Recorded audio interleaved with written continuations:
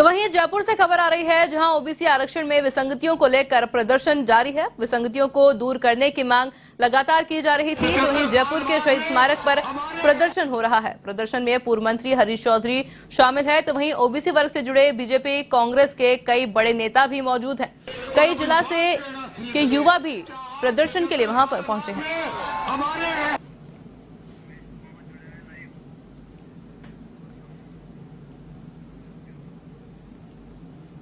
इस खबर पर और अधिक जानकारी के लिए हमारे साथ हमारे संवाददाता रमेश कुमावत फोन लाइन पर जुड़ चुके हैं। जी रमेश, लाइव जुड़ चुके हैं। जी रमेश, देखिए, देखा जा रहा है कि ओबीसी आरक्षण में विसंगतियों को लेकर लगातार प्रदर्शन जारी है। क्या कुछ अपडेट है, कैसी स्थिति देखने को मिल रही है अभी वहां पर? लोगों के साथ जुटकर आज हजारों की संख्या में, हजारों की तादाद में युवाओं को, बुजुर्गों को, बिल्कुल आयुषी इस वक्त मैं जयपुर के शहीद स्मारक पर मौजूद हूँ, जहाँ पर प्रदेश भर के कई जिलों से युवा एकत्रित हुए हैं अपनी मांगों को लेकर। ओबीसी आरक्षण में जो विसंगतियां हैं उन मांगों को लेकर यहाँ पर एकत्रित है। मैं पहले यहाँ का नजारा शहीद स्मारक का नजारा आपको दिखाना चाहूंगा, जहाँ पर जितनी दूर तक आपकी नजर जाएगी उतनी दूर तक युवा अपनी मांगों को लेकर बैठे हुए अपने हाथों में तख्तियों को लेकर यहाँ पर खड़े नजर आ रहे हैं। और इन युवाओं की एक ही मांग है कि जो ओबीसी आरक्षण में जो विसंगतियां हैं, जिसकी वजह से ओबीसी के युवाओं के साथ जो भेदभाव हो रहा है, जो अन्याय हो रहा है, उनको दूर किया जाए। और ये लगातार कई दिनों से ये प्रदर्शन चल रहा था।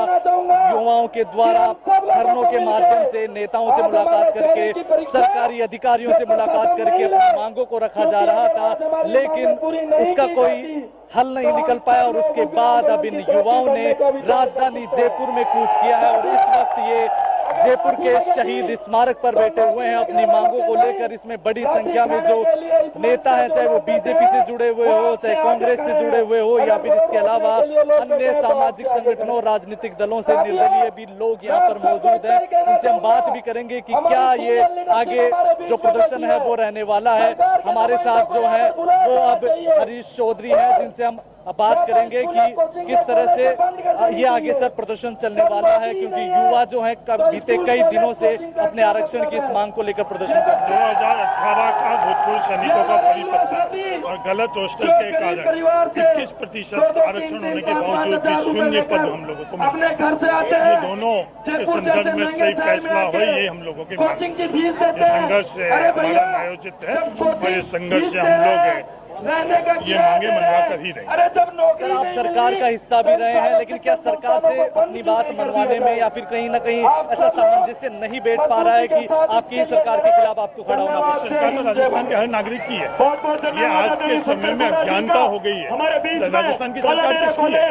राजस्थान के हर नागरिक की सरकार है, सिर्फ वोटर्स की नहीं, हर नागरिक है।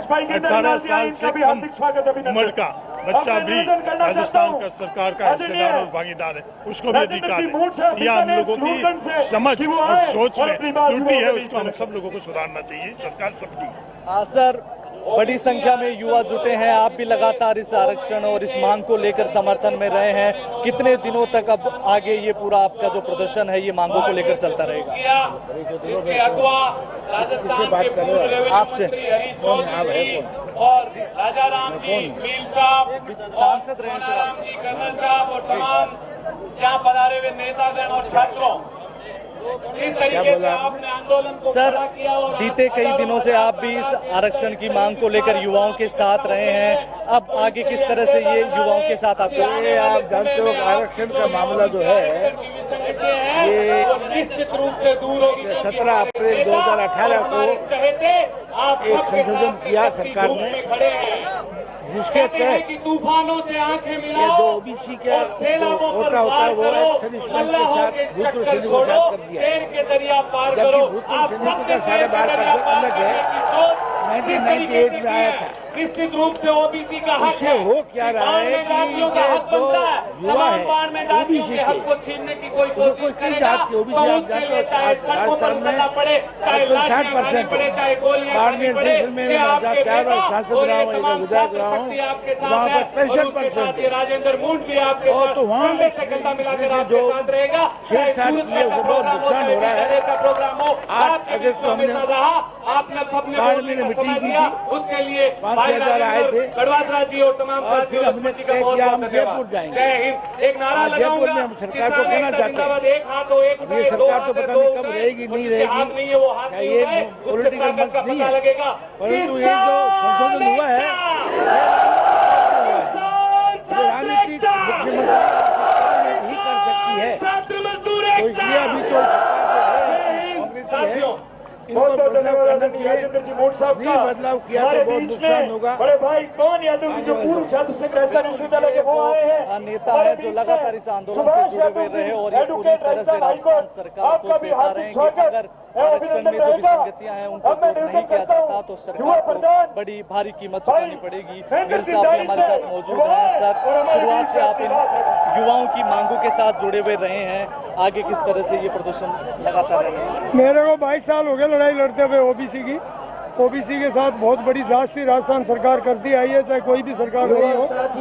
अब ये कोई स्टेट में नहीं है हिंदुस्तान में, यूपीएससी में नहीं है, सिर्फ राजस्थान सरकार में जो सचिवालय में बैठे हुए लोग हैं, इनकी बदमाशियां हैं, ये जानबूझ के करते हैं। अब ये बात सारी पकड़ में आ गई, युवाओं तक पहुंच गई, इनकी नौकरी मिलनी बंद होगी, तब जाकर के ये पोजीशन आ गई है कि अब लोग सड़कों पे आ गए, रोडों पे आ गए। अब हमारा आंदोलन जो है इस स्टेज पे आ गया कि अगर अब सरकार की आंख नहीं खुली और सरकार ने अगर ये नहीं सुलझाया तो आने वाला समय बड़ा भारी होगा और बड़ा महंगा पड़ेगा सरकार को। हमारे आरक्षण जगह जगह खराब करते हैं। नेशनल लॉ यूनिवर्सिटी जोधपुर में है और उसमें आरक्षण नहीं है ओबीसी का, SC/ST का उनकी मर्जी पे, जबकि सरकार राजस्थान सरकार की यूनिवर्सिटी है, यहाँ का RS नौकरी करता है उनकी। ये बदमाशियाँ की कोई सीमा नहीं है, ये गुना में लेने में करते हैं। कैडर में जब रोस्टर लागू करो कैडर की गिनती में करते हैं। एक ये जो 18 का DOP का सर्कुलर निकला, उसके बहाने से हमारी नौकरियां सारी खत्म कर दी इन्होंने। उस रोस्टर को भी अगर सही तरीके से लागू करे, जो पहले वर्टिकल था वो हॉरिजॉन्टल किया, हॉरिजॉन्टल को सही लागू करे, 100 में से 100 देवे तो कोई दिक्कत नहीं है, लेकिन वो जानबूझ के बदमाशियां करते हैं। ओबीसी के आरक्षण को 0 कर दिया, वो इनको बड़ा भारी पड़ेगा। आज आरक्षित वर्ग जो है रोडों पे आए, हम तो आज ओबीसी के हैं, SC/ST OBC सब के सब हमारे साथ है, साथ आए हुए हैं। आने वाले समय में और भारी पड़ेगा और ज्यादा ताकत लोगों के अंदर आ गई है। बच्चों को मालूम पड़ गया, बच्चे सारे रोड पे आ गए। मेन मुद्दे की बात है, तकलीफ इस बात की है, जानकारी इस बात की है। ये मैं कहना चाहता हूँ। मेरे को लड़ाई लड़ते तो बहुत लंबा टाइम हो गया, लड़ रहा हूँ, लेकिन बहुत लेटर लिखे हमने, बहुत बार लिखे हैं। अभी भी हमने सरकार से कई बार टाइम मांगा, मेरी गाड़ी में लेटर लिखे हुए इसी के मैटर पे, लेकिन समय नहीं मिला CM के। इसीलिए मैं कहना चाहता हूँ अब हटने वाला नहीं है। अब ये सरकार को लाइन पे आना पड़ेगा, हमारा एक आरक्षण देना पड़ेगा। कुछ बैक ले गए इस 2 साल का, ये 18 के बाद का, उस बैग को भी इनको बैग में लेके भरना पड़ेगा। नहीं भरेंगे तो ये भी हमारी प्रॉब्लम रहेगी। सारी चीज पूरी मांग एक साथ लेने के बाद ही सारा कुछ आंदोलन समाप्त करेंगे, नहीं तो जारी रहेगा। सर, आप कई सालों तक सेवा में रहे हैं, लेकिन जो युवाओं के साथ जो भेदभाव हो रहा है उसको किस तरह से देखते हैं? कहाँ टेक्निकल दिक्कत कहाँ आ रही है और उसे दूर कैसे किया जा सकता है? देखिए, टेक्निकल दिक्कत केवल एक ही आई है, जो ओबीसी आरक्षण लागू होने के बाद RK सब्रवाल के जजमेंट में माननीय सुप्रीम कोर्ट की संवैधानिक पीठ ने एक निर्णय पारित किया। उसके मुताबिक cadre based roster register maintain होना चाहिए था और उसी में आरक्षित वर्गों के लिए भी आरक्षण के पॉइंट निर्धारित होने थे। 1997 में 19/11/1997 को राजस्थान सरकार ने अधिसूचना जारी की, उसमें कैडर बेस्ड रोस्टर रजिस्टर का प्रारूप जारी किया, उसके प्रक्रियाएं निर्धारित की, लेकिन उनके मुताबिक आज तक रोस्टर रजिस्टर नहीं कायम हुआ है। इसकी वजह से विसंगति आ रही है। दूसरा, जो भूतपूर्व सैनिकों के लिए 17 अप्रैल 2018 में जो संशोधन किया, उसकी वजह से जो विसंगतियां आ रही है, उनको दूर करने के लिए हमने राजस्थान सरकार को बहुत सरल सा समाधान के लिए विकल्प दिया है। उसके मुताबिक कार्रवाई करे तो समाधान हो सकता है।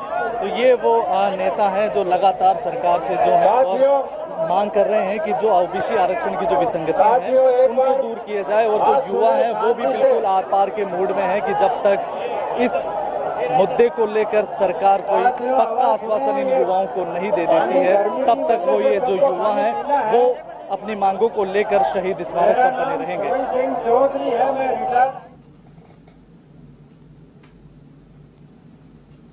जी रमेश, आपका बहुत बहुत शुक्रिया हमारे साथ जुड़ने के लिए और ये तमाम जानकारी हमारे साथ साझा करने के लिए।